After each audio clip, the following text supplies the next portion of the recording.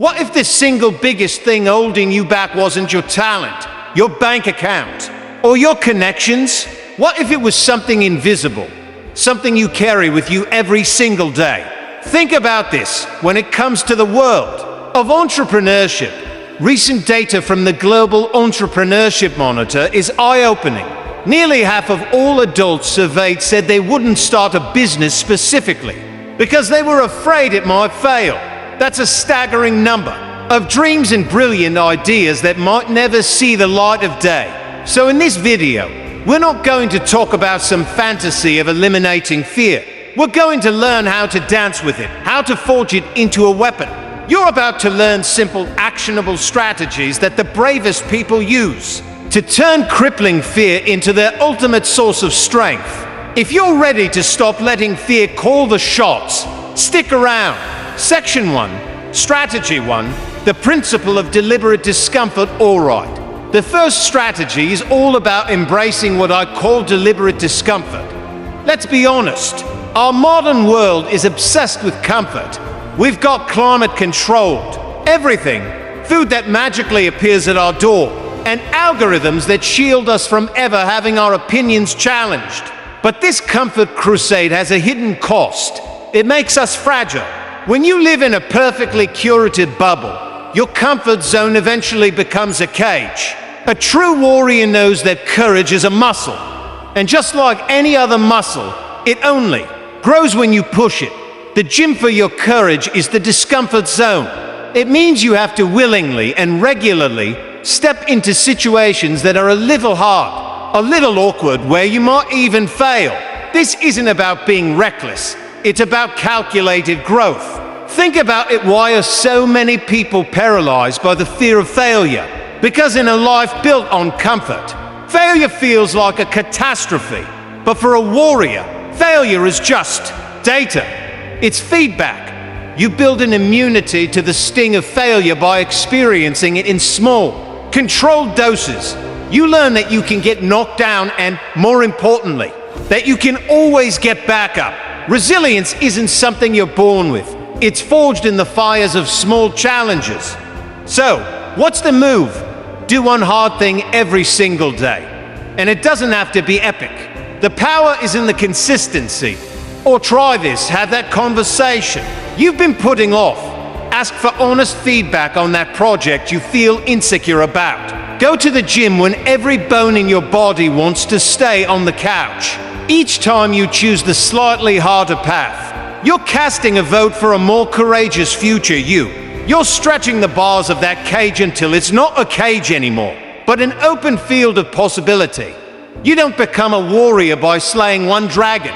You become a warrior by choosing daily not to be a prisoner of your own comfort. Section 2, Strategy 2, Master the gap. Strategy number 2 is to master the gap. What's the gap? It's that tiny sliver of time between a scary trigger and your automatic reaction to it. For most people, this space is practically non-existent. A scary thought pops up. What if I totally bomb this presentation? And boom, the physiological freight train hits you. Heart pounds, breathing gets shallow, and stress hormones flood your system. This fight-or-flight response was great for dodging tigers, but in our world, it gets triggered by emails, social events, and a healthy dose of self-doubt. Fear can literally slow your thinking and make you obsess over the worst-case scenario. A warrior doesn't try to stop that first thought. You can't. A warrior trains to widen the gap, to slide a moment of consciousness right between that trigger and your response. That's where all your power is. It's the difference between getting wiped out by the wave of fear and choosing to surf it. The key to mastering this gap is mindfulness, used as a practical tool for battle. When you feel the first hints of fear, that tightness in your chest, those racing thoughts, your only mission is to stop and just observe it. Don't judge it. Don't fight it. Just acknowledge it.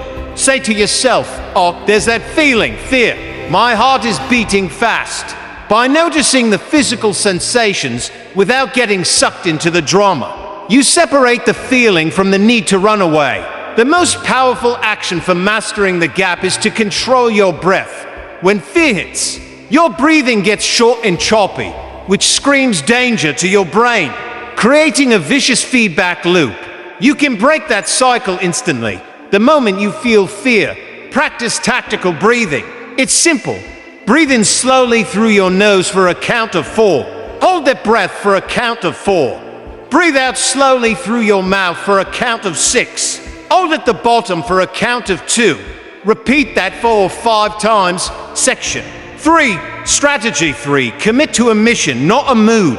The third strategy is the anchor for everything else. Commit to a mission, not a mood.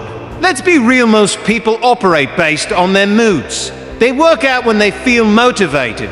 They chase their dreams when they feel inspired. They're brave when they feel confident. But feelings are fickle. They're unreliable weather patterns. If you wait until you feel like it, you'll be waiting for a very long time. A warrior operates on their mission. Their actions are guided by their purpose, not their passing emotional state. This is what discipline really is. It's not about punishment. It's the ultimate form of self-respect. It's about choosing what you want most over what you want now. When your why is big enough, the fear doesn't disappear, but its volume gets turned way down. This shift in focus from self-preservation to mission advancement is the ultimate fear antidote. When Martin Luther King Jr. faced down unimaginable threats, his commitment to the mission of civil rights was far greater than his personal fear. When Elon Musk faced repeated, bankrupting failures with SpaceX, his mission to make humanity multiplanetary was more compelling than the fear of total ruin.